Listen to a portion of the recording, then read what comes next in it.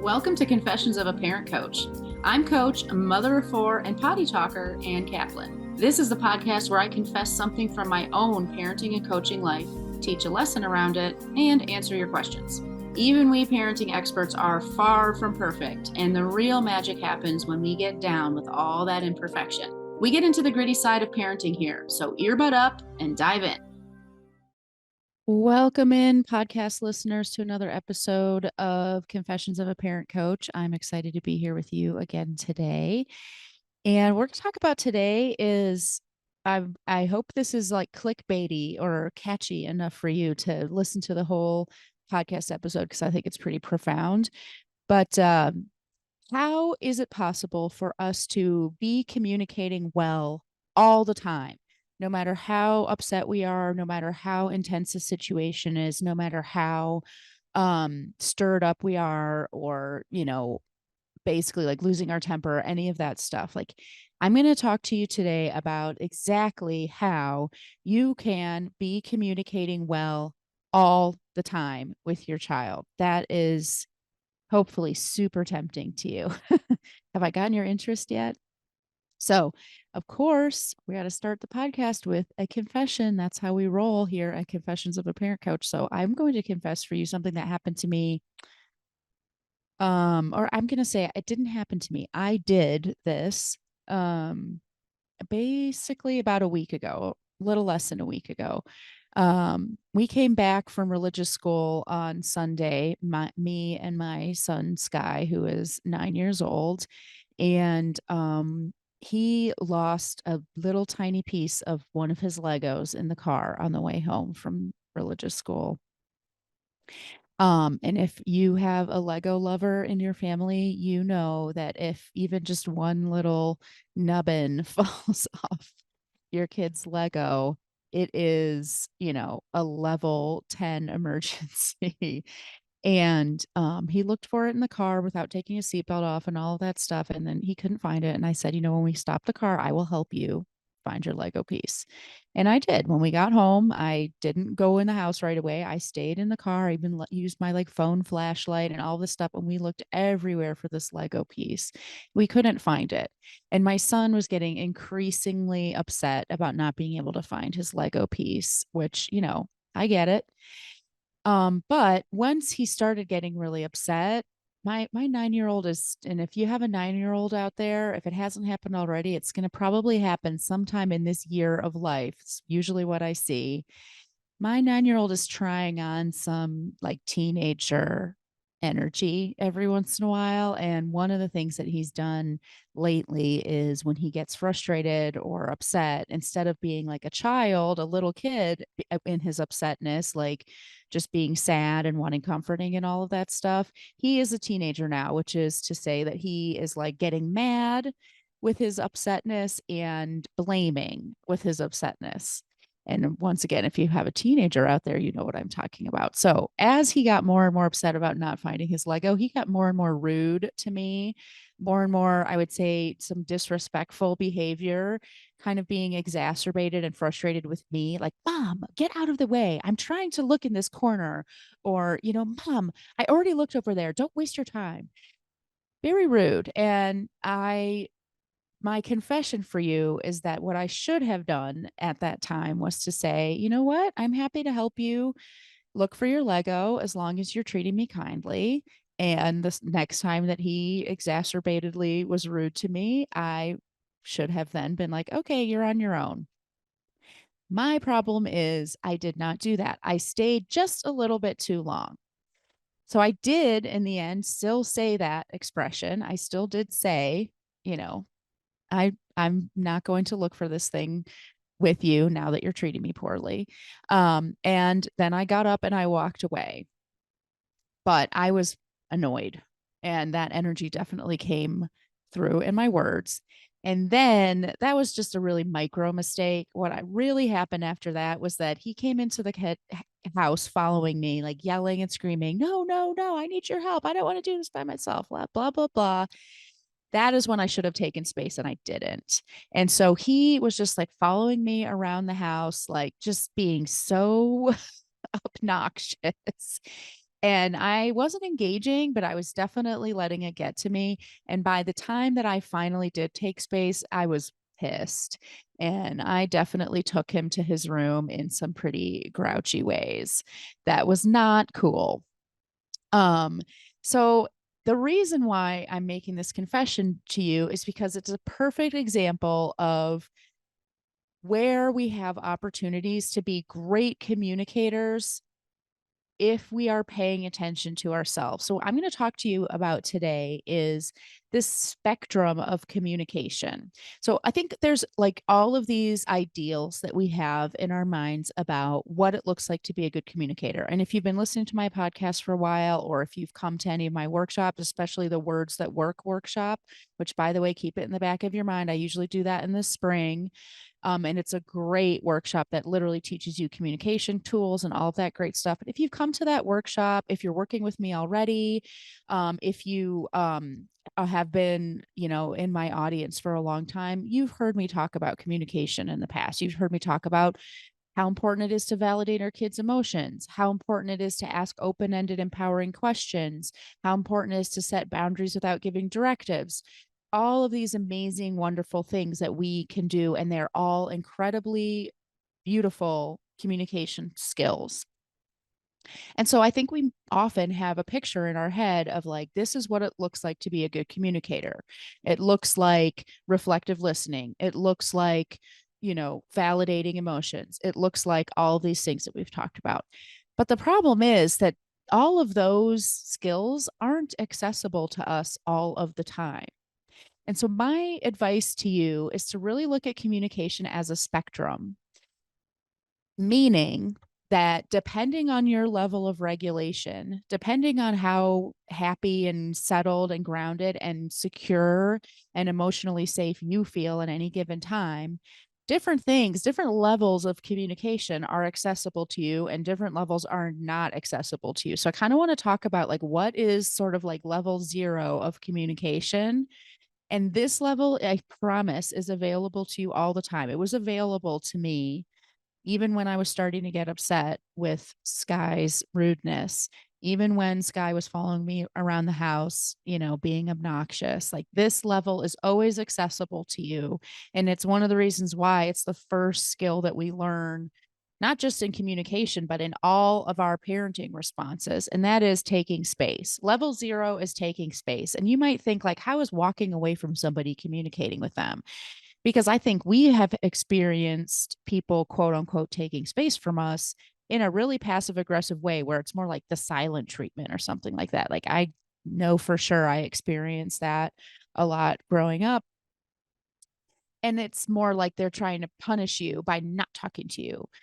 That is not what actual healthy taking space looks like. And if you are super dysregulated, I want you to know that taking space is a fabulous communication skill. And especially when you practice it over and over and over again, and you can say calmly, and this is why it's so important to be aware of what's going on inside of you and pay attention and check in with yourself. Because when you notice yourself getting dysregulated, being able to say to somebody, I'm feeling really overwhelmed right now, or I'm really worked up and I can't talk about this right now. I need space. That is fabulous communication. You have to follow through on it. You have to actually walk away. You have to go in your room and close the door, or leave the house and take a walk, or put your kiddo in their space. But just to be able to say, like, I can't talk about this right now. I need space. That is absolutely the best thing you can possibly do. And guess what? Sometimes we're so upset that we can't even bring ourselves to say words at all. And in that case, it's totally fine for you to just walk away.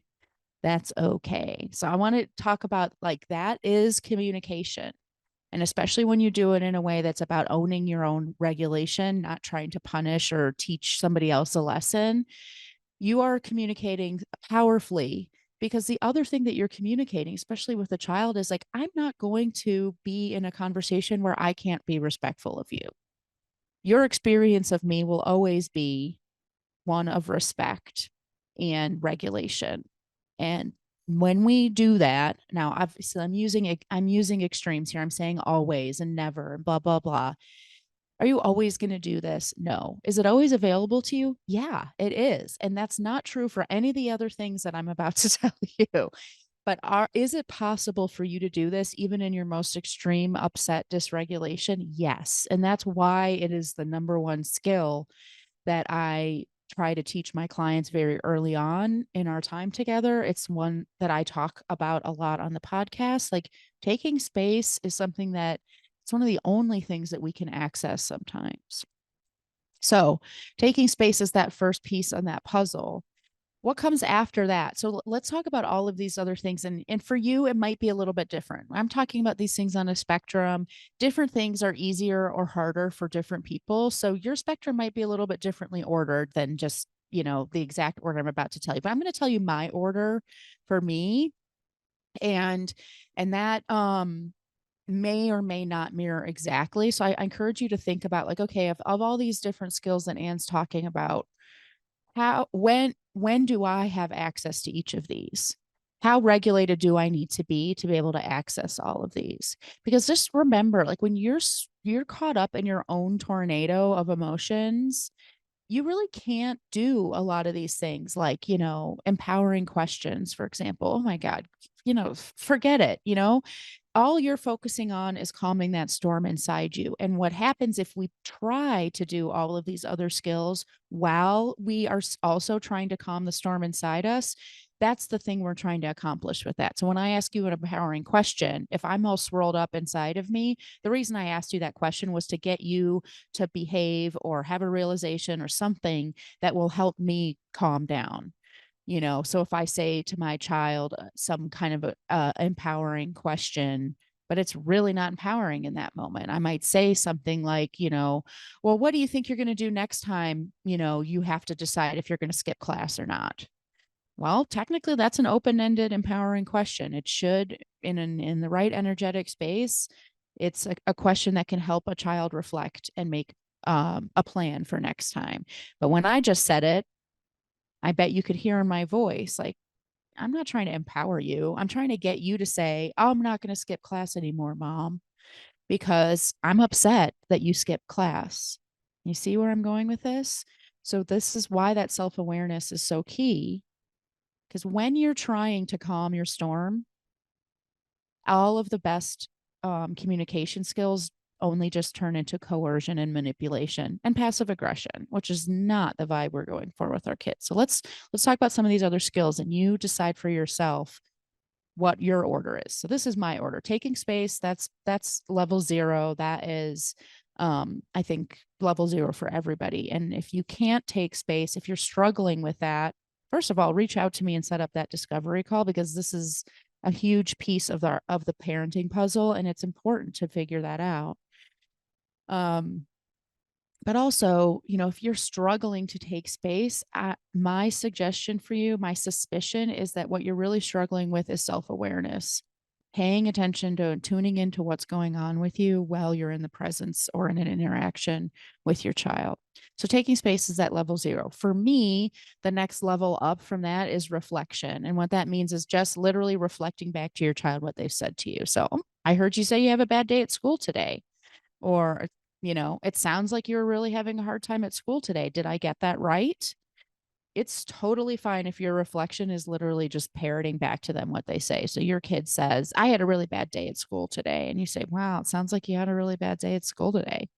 Sounds kind of weird because we're just repeating things, but it's a big deal. So reflection is that first level up for me of like, I don't have to process necessarily. I could actually be a little bit dysregulated or upset, and I still have access to that reflection thing, because I know that all I have to do is just repeat back to you what you've said to me. And in doing that, it actually helps me tune into what you're saying and actually listen to you. The next level up from that for me is validation. So instead of just saying, oh, it sounds like you had a really bad day at school today, I might say, well, it sounds like you had a really bad day at school today. And, I get it. I hear you.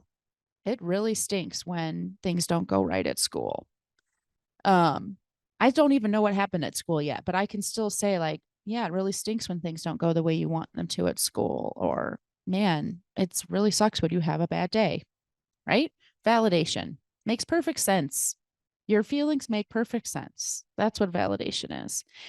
And you can see how each of these skills requires a lot more centeredness and groundedness in me. Like once I get up to validation, I really need to make sure that I have calmed whatever storm may have arisen in me, because that's where you get to either sound pretty snarky or totally forget to even think about someone else's emotions or validate their emotions, especially if you don't agree with them. The bad day at school today is a really great example of that, because often it's like, I had a bad day at school today. My teacher hates me. I have no friends. And, everybody hates me and I never get to do what I want to do. Well, obviously, none of that is true. Of course, not everybody hates this kid. Of course, this child has probably at least one friend. Of course, the teacher doesn't hate this kid. And our instinct is to say, like, you shouldn't see the world that way. If you have that instinct, you need to calm your storm and get to the place where your child's allowed to be wrong. Their perception around the world about the world is allowed to be wrong. And now you can switch into the validation and say, man, no wonder your day sucked. I would have a hard day too if I thought all the things that you were saying. If I thought everybody hated me and my teacher didn't like me and I never got to do the things I wanted to do, I would be so upset. No wonder you're upset right now. Your feeling of upsetness makes perfect sense, right? So, what comes after this validation? For me, the next thing up is asking empowering questions. And that really does require even more groundedness and centeredness and presence on my part. I need to be able to not have an agenda, not be thinking that I'm leading the witness here in my questions, solely that I'm asking questions to help my kid see it through. So I might say, like, what made you think that everybody hated you at school today? Or, um, what did you want to do that you didn't get to do? Or I might, if as the conversation keeps going on, I might say, what examples can you think of times when you did get to do what you wanted to do? Right. But it's not about changing this kiddo's mind. It's about helping them reflect. And they're still allowed to come come to the table with a conclusion that I don't agree with. And then the next step up, and I'm going to point something out to you about this afterwards, is what I call responsible self expression, meaning communicating, possibly setting boundaries if that's what needs to happen, but communicating in a way that I have 100% ownership and responsibility for my emotions, my desires, all of that stuff. Now, I want to point this out to you because I would say that responsible self-expression is probably the highest level of communication for everybody. So you might be in a different order between level 0 and level whatever 5 in your communication, but I really do believe that for everyone, level 0 is taking space, and level 5, or that highest level, is responsible self expression. Because we need so much of our own inner peace, inner calm, inner safety to be able to actually own all of our stuff and not need to fix any problems and not need anybody else to take care of us and our feelings. That takes a lot. And so, what's responsible self expression might look like an I feel statement, like, I feel worried when I see that you missed a class today, that you skipped a class today, right? I feel worried when I see that. I feel that way because of something about me. I feel that way because school is really important to me. Or I feel that way because I haven't ever seen that you've skipped a class before. So it's kind of surprising, right?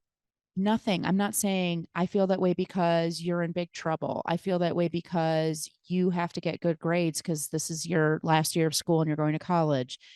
None of that. It's not about the other person. It's about me. My feelings are about me.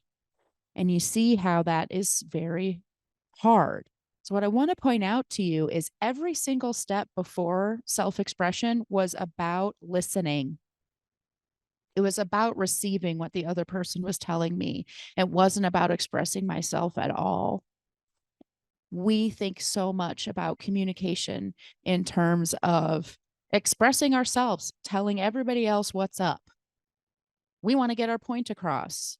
I would say if I had to define what communication is, my first like default definition would basically be, getting my point across, expressing myself, telling somebody what's going on with me. I really want you to think about the fact that for almost all of us, there are so many levels of communication that come before that we are either skipping, executing poorly, and they have nothing to do with expressing ourselves. They have nothing to do with getting our point across. They're about our reception of the person in front of us. So, my advice to you today is give yourself permission to let go of that ideal. I totally get it that all of us wish we were living in that level 5 all the time, that level where we are both taking space when we need it, but also reflecting for our kids, validating their emotions, asking them these really great head scratcher questions, and expressing ourselves in these super accountable ways. That's the ideal.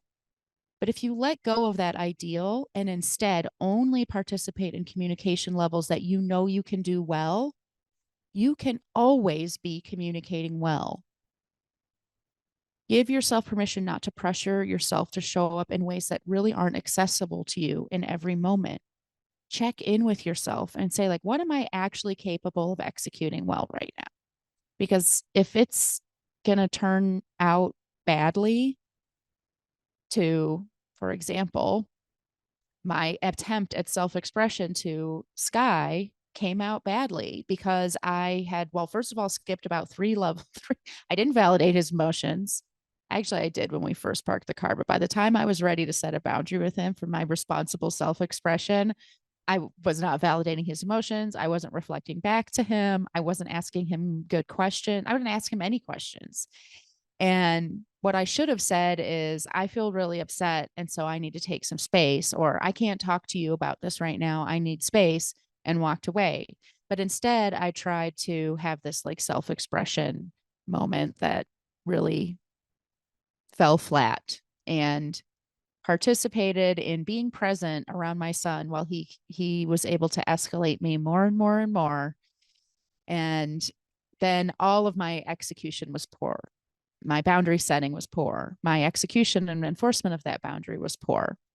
My energy was poor, and I was not doing any of those like intermediary steps. I went right from like, I need space to, I'm going to set a boundary with you and teach you a lesson, and did not pass go, just went right for that like big prize. And it turned out to be like this big, um, dysregulated tantrum moment in our family. That was the color of our Sunday afternoon, unfortunately.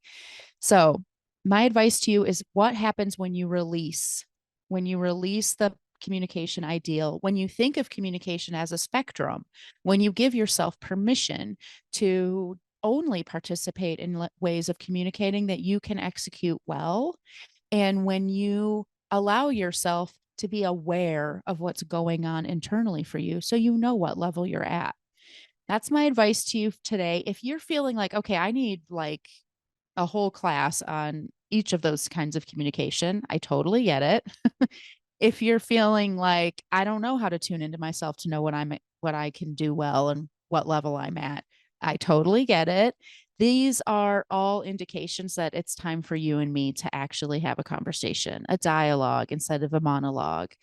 So I want you to click on that link and set up your discovery call with me. Spend some time communicating back and forth with me. Share your story. Tell me where you're struggling and what feels hard right now, and I will show you exactly what to do about it, help you paint a picture to better, and we'll figure out if we're meant to work together. I can't wait to talk to you again next week. Have a wonderful rest of your day. Bye, everybody. The episode is over, but there's more waiting for you. You can grab my free workbook, Getting Kids to Listen the First Time, that walks you through the fundamental principles I teach all of my clients and applies them to this very universal parenting challenge. So if you're sick of repeating yourself all day long, or just want to learn more about my style, you'll definitely want to go to bit.ly/kidswholisten. And if you're ready to work with me, let's meet. Set up a free call at bit.ly/Kaplan call, and let's create an action plan that gets you exactly where you want to go. And of course, links to all this goodness are in the show notes. Thanks for joining, and I'll see you next time.